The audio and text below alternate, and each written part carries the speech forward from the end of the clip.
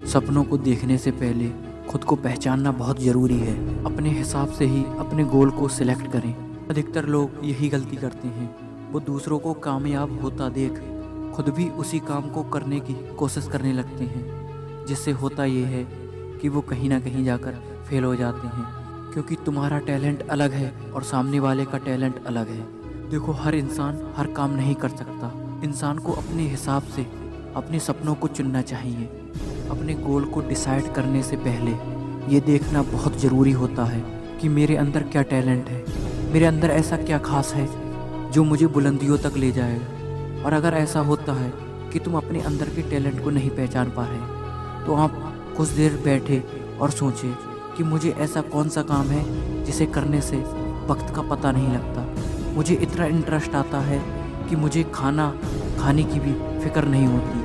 मैं उस काम को करने में इतना मगन होता हूँ कि मुझे कोई दूसरा काम डिस्ट्रैक्ट नहीं करता। तो तुम समझ जाना, यही वो टैलेंट है जो छुपा हुआ है, जिसे तुम आज तक पहचान नहीं पाए हो।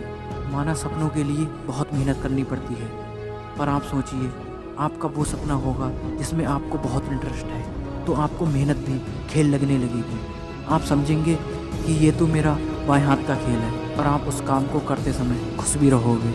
देखो, अधिकतर इंसान को सफलता पाने की चाहत होती है, और अधिकतर इंसान सफलता पाने के लिए मेहनत भी करते हैं, पर वो सब सफल नहीं हो पाते। उनमें से सिर्फ कुछ ऐसे हैं जो सफल हो पाते हैं। ना के समान लोग होते हैं जो सफल होते हैं, और इतने लोग सफल नहीं हो पाते। उसका मेन कारण यही है कि वो गलत दिशा में अपनी मेहनत करते हैं, क्योंकि तुम्हें जिस काम में इंटरेस्ट नहीं और तुम उसे बोझ समझ कर रहे हो, तो तुम एक ना एक दिन उस काम को बंद कर दोगे। और जिस काम में तुम्हारा इंटरेस्ट है और तुम उसे करते जा रहे हो, तो तुम अपने फील्ड के बादशाह कहलाओगे। देखो, कोई काम छोटा या बड़ा नहीं होता, बस काम का लेवल छोटा और बड़ा होता है। काम तो वही होता है ना, बस उसका लेवल बड़ा हो जाता है तो उसकी कमाई भी बड़ी होती है, बहुत ज़्यादा कमाई होती है। और अगर उसका लेवल थोड़ा छोटा है तो उसकी कमाई भी थोड़ी कम होती है। आपने देखा होगा, आपके आसपास कुछ लोग ऐसे होते हैं जो आपका घर का कबाड़ा या पुराना सामान लेकर जाते हैं। उनके पास ज़्यादा पैसा नहीं होता, वो अधिकतर लोग गरीब होते हैं। और वहीं